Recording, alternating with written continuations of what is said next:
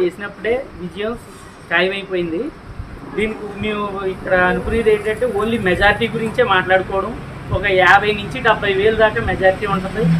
వీళ్ళు వైసీపీ వాళ్ళు అయితే మేకపోతు గాంభీర్యం ప్రదర్శించడానికి చేసినట్టు చేస్తున్నారు. ఏదో మాకు ఈ సీట్లు ప్రమాణ స్వీకారం లేదంటే మాకు వేట గారికి 6,000, 7,000, 13,000 మెజారిటీ అంటున్నారు. అవి ఏం కాదు. రేపు పొద్దున్న రేపు 4వ తారీఖున కౌంటింగ్ రోజునే తెలుస్తుంది. మా పిఠాపురం నియోజకవర్గానికి ఒక 50,000 నుంచి 70,000 మెజారిటీ, 60,000 మెజారిటీ, 70,000 వరకు ఉంటుంది. ఇది ఖచ్చితం. ఈ పవన్ కళ్యాణ్ విజయం అన్నది సీటు పిఠాపురం అనగానే అది ఖాయమైపోయింది. వీళ్ళు రేపు 4వ తారీఖుని ఓట్లు లెక్కింపు రోజుని ఎవరో ఏం కనిపించరు.